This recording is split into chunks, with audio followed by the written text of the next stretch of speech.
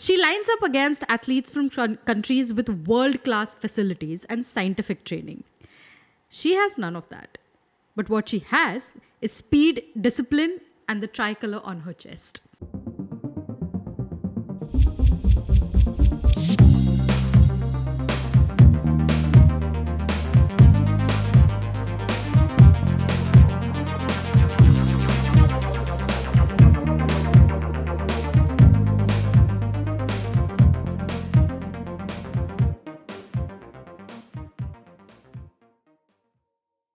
Hi, everyone. Welcome to Quiet Curiosities Beyond the History Textbooks, a podcast where we dive deep into India's rich history across various genres. My name is Somya Srivastava, and I'm your host for this podcast. The story that I have for you today, I think it's one of my favoritist that I've researched and written. So, without much ado, let's just directly dive into it. Picture this: India in the early 1950s. Freedom is new, resources are scarce, and for women in sports, recognition is almost non existent.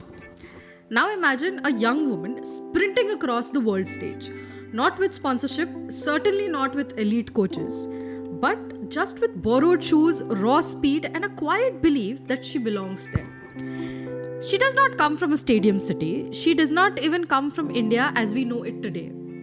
She grows up in Goa, still under the Portuguese rule, running barefoot across dusty fields where girls aren't encouraged to run at all.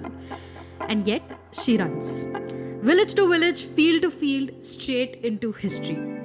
Before her name appears in any record, her defiance does. In 1952, just 5 years after independence, India sends athletes to the Helsinki Olympics. Among them is a young woman selected for the 100 and 200 meters. She trains on cinder tracks, sometimes without proper equipment, often without guidance itself.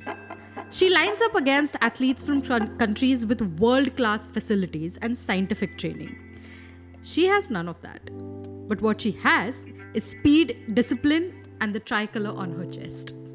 She runs. She doesn't return with a medal, but her presence itself is historic.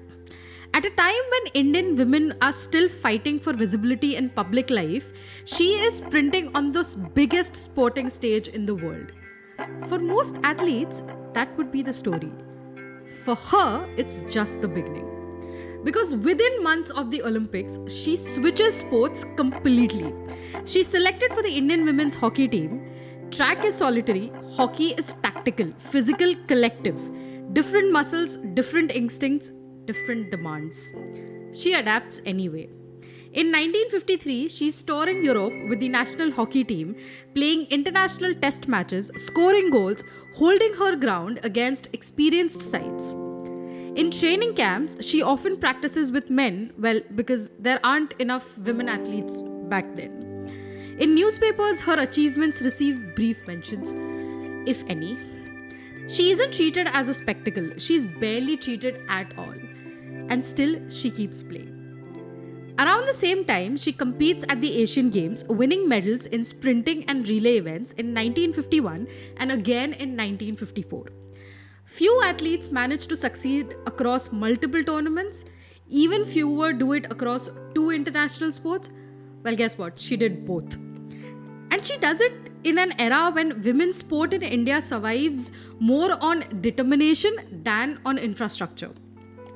But history has a way of remembering outcomes, not pathways. There are no national awards waiting for her, no Padma Shri, no Arjuna, no grand farewell.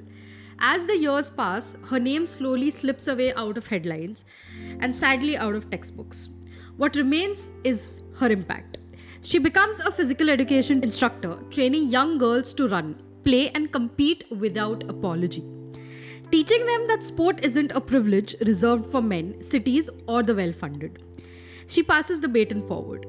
Today, when Indian women stand confidently on Olympic tracks and hockey turfs, we're watching the ripple of a much earlier wave, one that began without noise, without cameras, without expectation.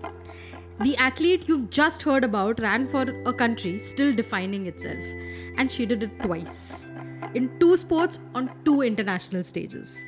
Her name is D'Souza Sequeira, India's first woman to represent the nation in 2 international sports, an Olympian, a hockey international, a pioneer who refused to choose just one lane when the world insisted she should. Mary D'Souza didn't just compete, she cleared the path. And sometimes the most important victories are the ones history almost forgets. Well, that's it from me for this episode. For more such history tidbits, follow us here on Quiet Curiosities, and I'll see you the next time.